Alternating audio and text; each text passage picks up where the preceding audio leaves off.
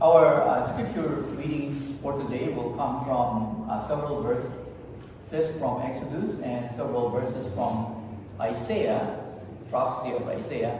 And then our main text is John 8:39 to 59.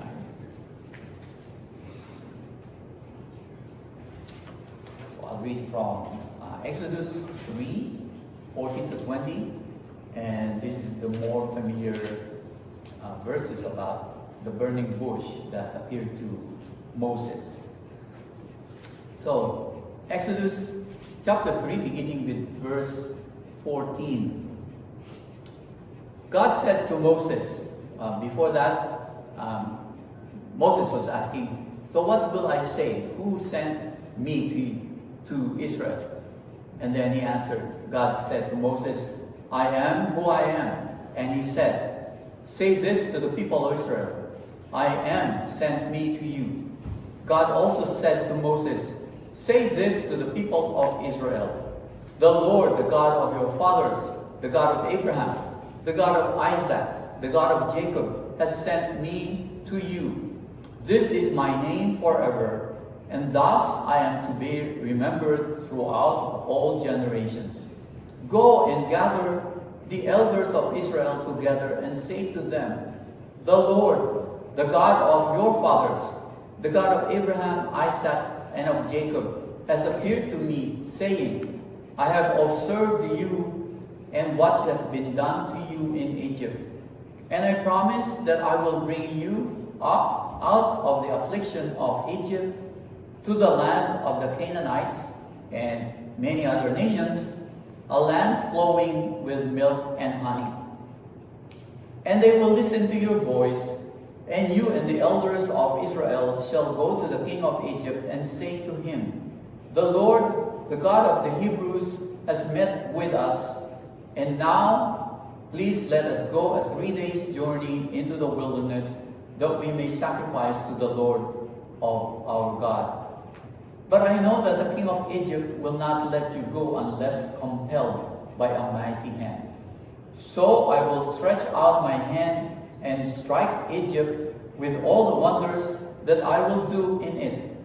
After that, he will let you go. And then from Isaiah, several verses from three verses from three different chapters. So, first from Isaiah 41, verse 4. The word of the Lord. Who has performed and done this, calling the generations from the beginning? I, the Lord, the first, and with the last, I am He. And 43:25, the word of the Lord. I am He who blots out your transgressions for my own sake, and I will not remember your sins. And then from Isaiah 51:12.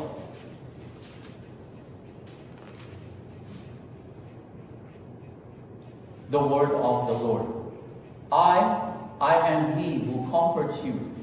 Who are you that you are afraid of man who dies, of the Son of Man who is made like grass? And then our main text is in John chapter 8, beginning with verse 39 all the way to 59. And these are the words of Jesus or his conversation with the Pharisees. The word of the Lord from John 8, beginning with verse 39. So the Pharisees answered him, Abraham is our father. Jesus said to them, if you were Abraham's children, you would be doing the works Abraham did. But now you seek to kill me, a man who has told you the truth that I heard from God. This is not what Abraham did. You are doing the works your father did. They said to him, we were not born of sexual immorality. We have one Father, even God. Jesus said to them, if God were your Father, you would love me, for I came from God and I am here. I came not of my own accord, but He sent me. Why do you not understand what I say? It is because you cannot bear to hear my word. You are of your father the devil, and your will is to do your father's desires.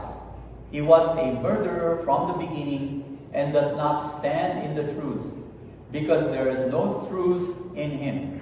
When he lies, he speaks out of his own character, for he is a liar and the father of lies. But because I tell you the truth, you do not believe me.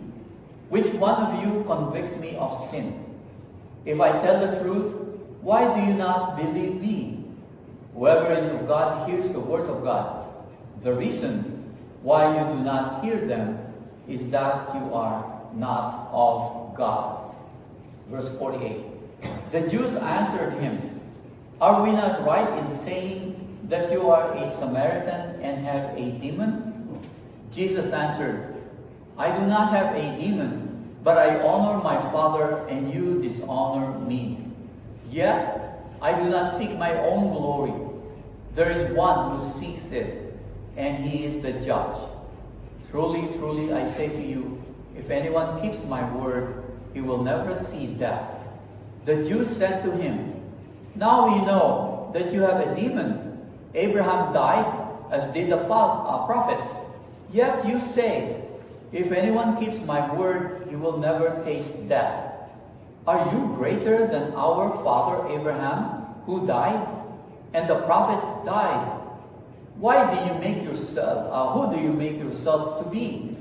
Jesus answered, If I glorify myself, my glory is nothing. It is my Father who glorifies me, of whom you say he is our God. But you have not known him. I know him. If I were to say that I do not know him, I would be a liar like you. But I do know him, and I keep his word. Your father Abraham rejoiced that he would see my day. He saw it and was glad. So the Jews said to him, You are not yet 50 years old, and have you seen Abraham? Jesus said to them, Truly, truly, I say to you, before Abraham was, I am. So they picked up stones to throw at him. But Jesus hid himself and went out of the temple. Thus far the reading of God's holy and inerrant word. Let us stand again and sing our hymn of preparation. We come to you, O Christ. We come, O Christ, to you.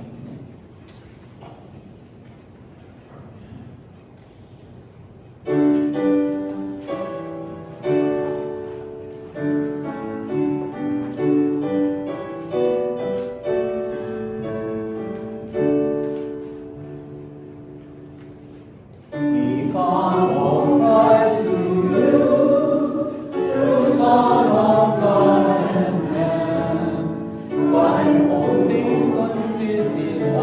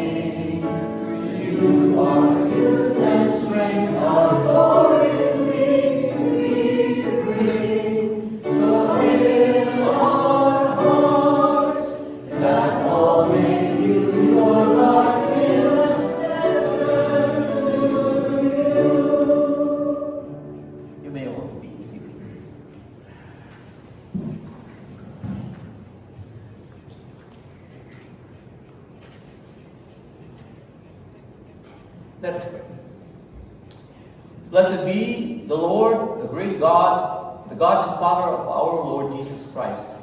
Blessed be the Lord who created all light to be radiant and all wisdom to be holy. Bless this congregation of your people with your Holy Spirit, the Spirit of truth and of wisdom and of knowledge. Bless us with the word of truth, our Lord Jesus Christ.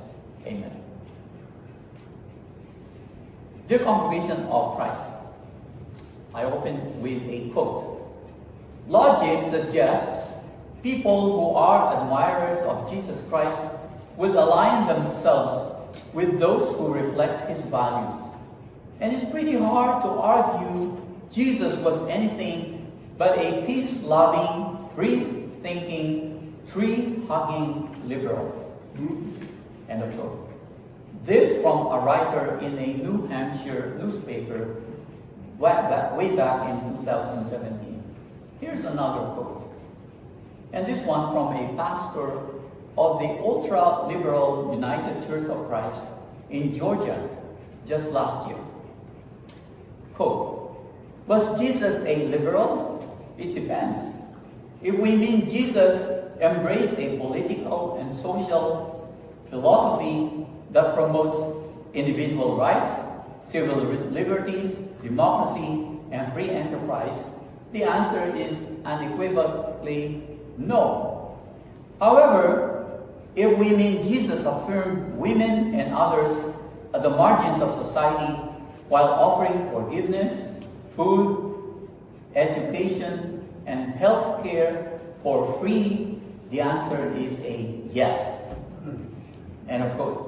This statement, I said, comes from a pastor of an ultra-liberal United Church of Christ in Georgia.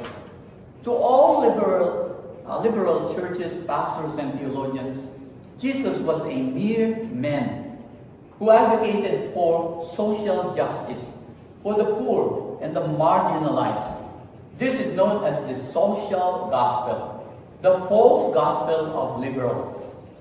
Jesus' teachings were not about salvation from sin, they say, from godly living and the coming wrath of God, but about salvation from oppression and racial and gender discrimination. For them, Jesus lived a life of loving his neighbor, and man's salvation is through imitating his good deeds, not by faith in the true gospel of his sinless life, sacrificial death, and glorious resurrection.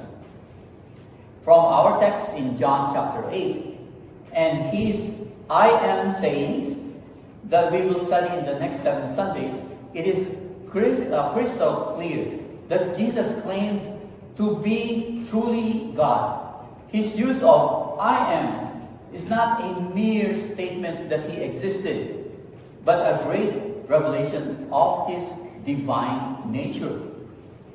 Then there are the sub-Christian cults and false churches, such as the Jehovah's Witnesses, Latter-day Saints, and Oneness Pentecostalism, who deny the deity of Christ and therefore reject the ancient doctrine of the Trinity.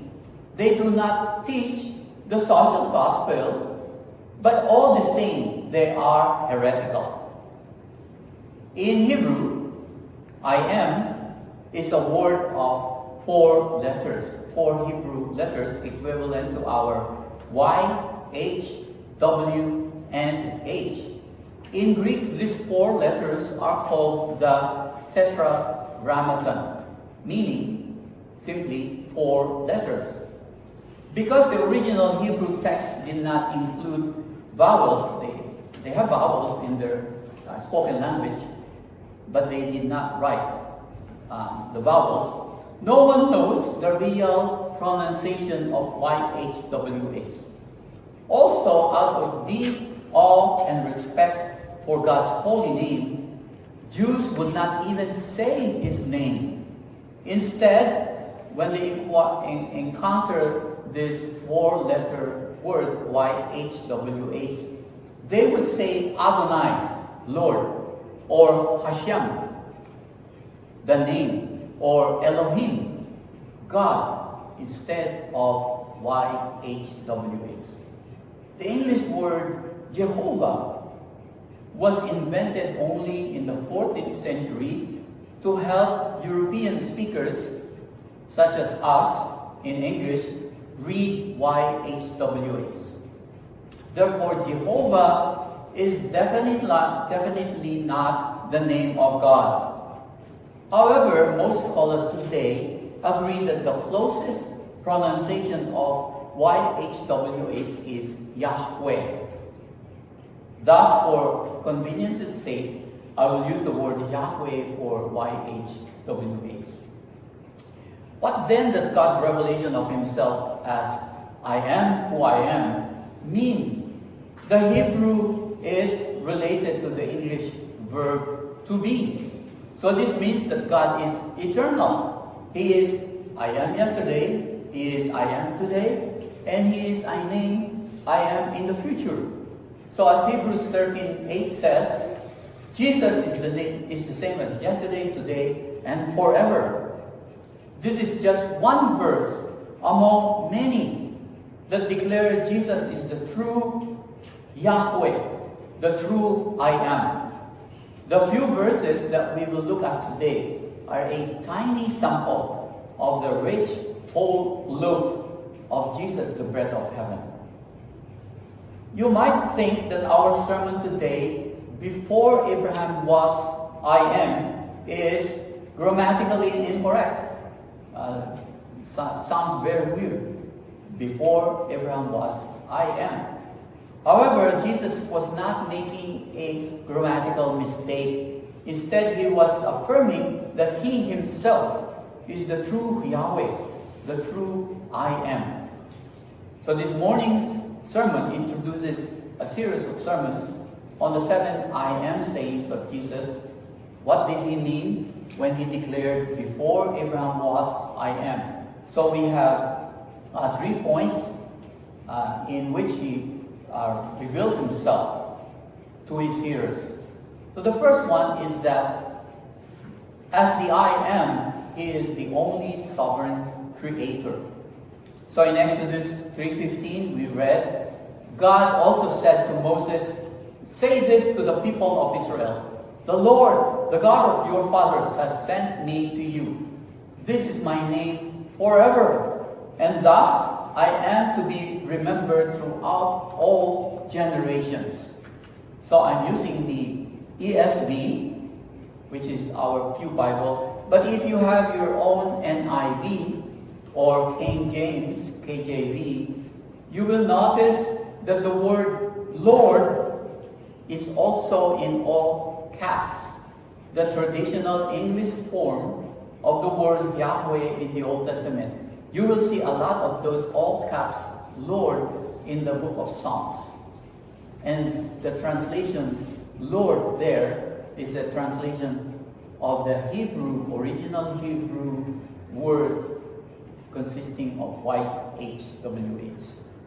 God declared to Moses that I am is His name forever throughout all generations. He has no beginning or end. Therefore, He exists forever. Genesis 1:1 says, in the beginning, God created the heavens and the earth. At the beginning of time, on the day of creation, God was already there. He existed before the beginning of time. Moses affirms this in Psalm 90 verse 2, which we sang in a paraphrase. Before the mountains were brought forth, or ever you had formed the earth and the world, from everlasting to everlasting, you are God. So in Isaiah 41:4, which we also read, of God as the eternal I am, who created all things, who has performed and done this, calling the generations from the beginning. I, the Lord, Yahweh, the first, and with the last, I am He. God repeats this truth in what we read in Isaiah 48:12. Listen to me, O Jacob and Israel, whom I called, I am He. I am the first, and I am the last. In Isaiah 43:10, He also proclaimed the purpose for His chosen nation, Israel, that you may know and believe me and understand that I am He. Before me no God was formed, nor shall there be any after me. So here He declares His uniqueness and eternality, the only true God forever. This is why the first commandment in the Decalogue is, you shall have no other gods before me. That means, that doesn't mean before He was created or He existed, but you shall have no other gods. Prioritize other gods other than myself. All other gods are idol gods, a commandment that Israel repeatedly violated throughout their history. In the New Testament, the Greek word for Yahweh is translated as Kurios or Kyrios, which means Lord. Later, Kuriakos refers to believers, and that means those who belong to the Lord, Kuriakos or Kyriakos. The Old English word Kirise and the Scottish word Kirk both evolved from Kyriakos. From these two words came the modern English word church. So the Greek word Kyrios, Lord, was used in the New Testament to refer to Jesus. So for example, in Romans 10:9, Jesus is Lord. Jesus is Kyrios. How do we connect the concept of the Old Testament I am or Yahweh to Jesus? In the Greek translation of the Hebrew Old Testament, I am is translated as ego eimi, which means I am He, or it is I. We all know the English word ego, which means self. So the I am in the Old Testament is translated in the New Testament Greek as ego eimi. Curious, again, the translation of this word, the same Greek word used to refer to Jesus as Lord. So John 6:16-21, the familiar passage of Jesus walking on the Sea of Galilee about 3 to 4 miles from the shore. When His disciples saw Him walking on the sea toward them in the middle of the sea, in the middle of a great wind and storm, they were terrified. But Jesus said to them, "It is I, ego eimi. Do not be afraid." So in Greek, it is I, as I said, ego eimi. The exact Greek words used to translate I am or Yahweh, the creator of heaven and earth. So as soon as He went into the boat, they were on the land. They found themselves on the land where they were going. His sovereignty over all creation is demonstrated when He calms the sea, as Psalm 107:29 declares, Yahweh, or the Lord, made the storm be still, and the waves of the sea were hushed. And so Psalm 107 verse 29 was fulfilled by Jesus calming the storm at sea. We affirm that the Trinitarian God created the universe out of nothing. In Genesis 1 and 2, God the Father created the universe through the Word, the Son of God. And God the Holy Spirit executed the creative word of the Son. The creation is a Trinitarian creation. John 1:1 echoes Genesis 1:1. In the beginning was the Word, and the Word was with God, and the Word was God. It doesn't say the Word was a God, as the Jehovah's Witnesses translate this. And the Word was God. Apostle Paul affirms this in Colossians 1:16 and 17. For by Him all things were created, in heaven and on earth, visible and invisible. All things were created through Him and for Him. John also affirms the eternality of Christ in Revelation 1:8, where Jesus speaks to him. Jesus says, I am the Alpha and the Omega, says the Lord God, who is and who was and who is to come, the Almighty. And also in Revelation 22:13, almost the same words, I am the Alpha and the Omega, the first and the last, the beginning and the end. Jesus is the eternal, almighty Lord God, the beginning and the end, the first and the last, echoing Yahweh's declaration to Isaiah in Isaiah 48:12. I am the first and I am the last. So, first, the I Am is our only sovereign creator. Secondly, the I Am is our only Redeemer.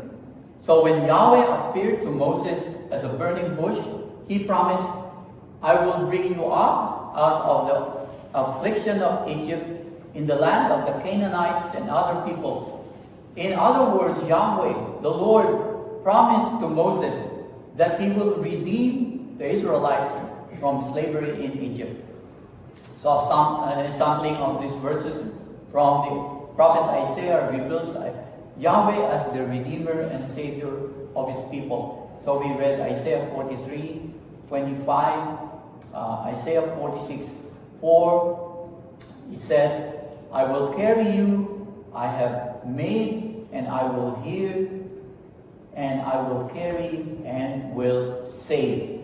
And then Isaiah 51:12 we read, I am He who comforts you.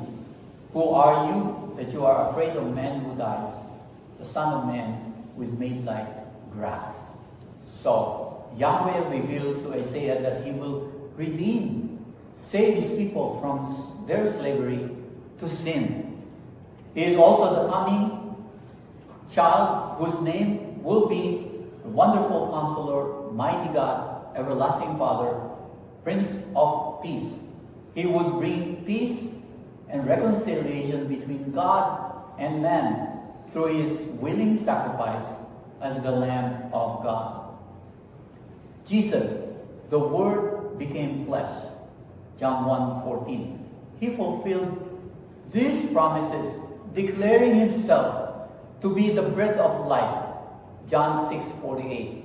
The light of the world. John 8:44. The door and the good shepherd. John 10:7 and 11. The resurrection and the life. John 11:25. The way and the truth and the life. John 14:6. And the true vine. John 15:1. So in the next 7 Sundays, we will study these declarations by our Lord Jesus, the great I Am. Lastly, the great I Am is our only judge, or the only judge. In Exodus 3:20, Yahweh promises Moses that he will strike Egypt with all the wonders that I will do in it. This promise means that God would redeem Israel from slavery in Egypt by sending all kinds of plagues to Egypt until Pharaoh releases the Israelites. There will be a great reversal. Egyptians would suffer God's judgment for their idolatry and wickedness, while God would finally bless the Israelites in their redemption from their slavery. Even before God revealed Himself as the I Am to Moses, centuries before, He promised Abraham in Genesis 15:14, I, Yahweh, will bring judgment on the nation that they serve, referring to Egypt. Yahweh is the judge of the universe. So a few examples of the truth come from the book of Psalms. Psalm 59:5. You, the Lord of hosts, or Yahweh of hosts, are God of Israel. Rouse yourself to punish all the nations. Spare none of those who treacherously plot evil. Psalm 94:1 and 2. O Yahweh, God of vengeance, shine forth, rise up, O judge of the earth, repay to the proud what they deserve.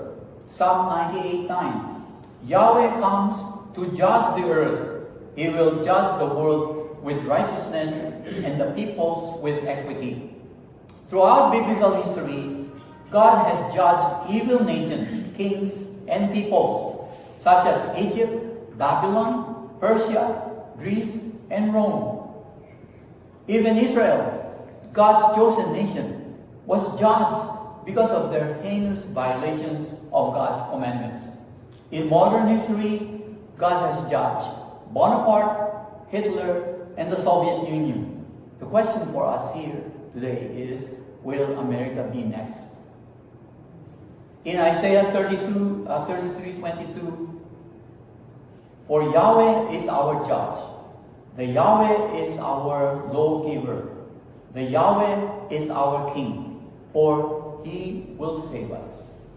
In our nation, we have an angry saying about an absolute dictator, judge, jury, and executioner. This dictator has sole power and decision-making concerning the law. However, the prophet proclaims God's absolute sovereignty over all mankind. He is the judge, and he is the one-person jury, and he is the executioner who executes the judgment, whatever the judgment he imposes on unrepentant sinners. It's unfair, all believers will cry. All human beings are sinners against God, because all are by nature sinners, born sinners, whom Paul says are by nature children of wrath, children of Yahweh's wrath. When and how would Yahweh be judge, jury, and executioner all at once? In Matthew 25:31-46, we read about Jesus' prophecy on what will happen on Judgment Day, the day that when he returns from heaven. He will be sitting on his throne, and all people who ever lived on earth will appear before his judgment throne. He will separate the believing sheep from unbelieving goats. As the judge, jury, he will declare the sheep not guilty and the goats guilty. Then he will be the executioner of his sentence. The sheep will inherit the eternal kingdom of heaven, while the goats will be thrown into the everlasting fire. The Apostle John affirms that Jesus is Yahweh, the I Am of the Old Testament, whom God has appointed to be the judge of the whole earth. So John again in John 5:22 declares, Jesus declares, the Father judges no one, but has given all judgment to the Son. And in Acts 10:42, Jesus declared to Cornelius, a Gentile centurion, and others in Caesarea, Peter says, Jesus commanded us to preach to the people and to testify that he is the one appointed by God to be judge of the living and the dead. So dear congregation of Christ, Jesus' declaration before Abraham was I am reveals his divine nature as Yahweh, the eternal creator, redeemer, and judge.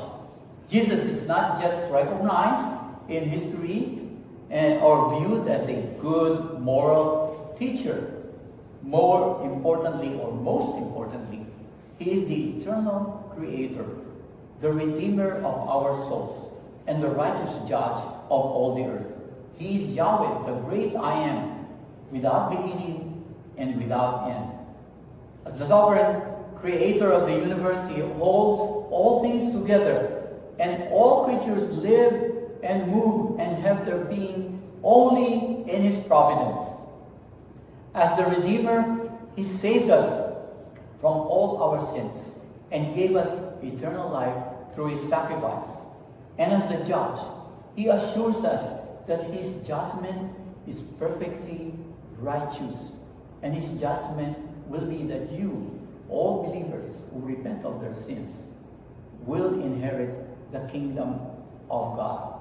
Let us live here this morning with hearts full of gratitude and hope, knowing that the great I am is with us, redeeming us, guiding us until his glorious return from heaven. But until then, let us proclaim boldly his name to everyone around us through the good witness of our faithful and holy lives. In the name of the Father, the Son, and of the Holy Spirit. Amen. Let us pray. Dear Heavenly Father, we thank you that you have revealed yourself in our Lord Jesus Christ, who is the great I am, who is the one who is our Creator, Redeemer, and also the coming Judge of the whole earth. We bless you and give you praise for your providence in all our lives, in saving us, in guiding us, and in protecting and also providing for us. In Jesus' name we